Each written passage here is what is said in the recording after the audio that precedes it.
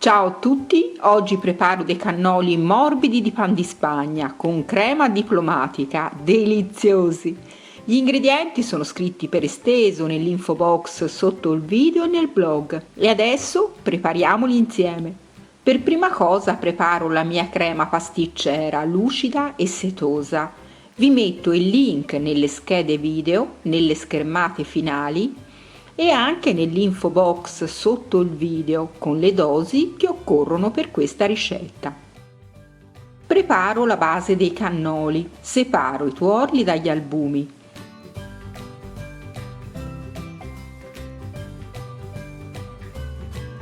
Metto un pizzico di sale negli albumi, magari anche un cucchiaio di succo di limone per rendere stabile la montata, ed inizio a montarli con lo sbattitore elettrico.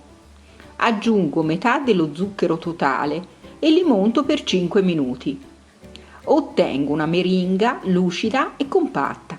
Adesso aggiungo l'altra metà di zucchero nei tuorli, l'estratto di vaniglia e la scorza di un limone non trattato.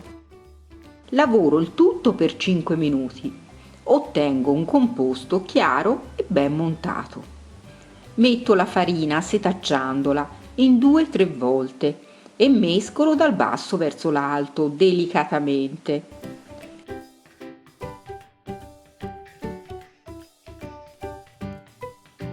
Inserita l'ultima parte di farina, aggiungo la meringa a cucchiaiate, mescolando dal basso verso l'alto per non smontare il composto. Procedo fino a finirla tutta. Il composto è pronto, lo metto in una sac à poche con beccuccio di circa 1 centimetro di diametro, oppure praticate un foro di 1 centimetro direttamente nella sac à poche. Prendo una teglia imburrata e rivestita da carta forno. Realizzo degli ovali, lasciando cadere l'impasto. L'ovale dovrà avere più o meno la larghezza di 9 centimetri. Io li faccio a mano libera, ma potete prima tracciare le sagome sulla carta da forno. Con le dosi che vi ho dato mi sono venuti 9 ovali.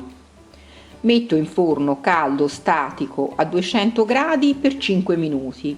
Il disco non dovrà cuocere troppo, altrimenti diventerà rigido e sarà impossibile piegarlo. Ed ecco i dischi pronti, li lascio freddare, poi li stacco delicatamente con una spatola. Dovranno essere flessibili. Adesso monto la panna. In seguito lavoro la crema pasticcera che nel frattempo si è freddata e ci aggiungo la panna mescolando delicatamente. Anche la crema diplomatica è pronta, posso realizzare i cannoli. Spolverizzo i dischi con lo zucchero a velo vanigliato. Ho messo la crema in una sac à poche con un beccuccio stellato. Giro il disco dalla parte che è stata a contatto con la teglia da forno e lo farcisco. Metto la crema dalla parte più corta del disco e poi lo chiudo, pizzicando le 2 estremità per farle aderire. Procedo in questo modo farcendoli tutti. Adesso metto un ciuffetto di crema su ogni cannolo e decoro con fettine di fragole a piacere.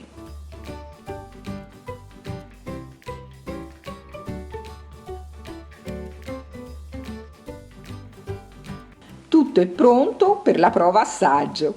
Ormai lo sapete che mi sacrifico volentieri per voi. Sono davvero deliziosi. Se la ricetta vi è piaciuta fatemelo sapere con un like o un commento sotto il video.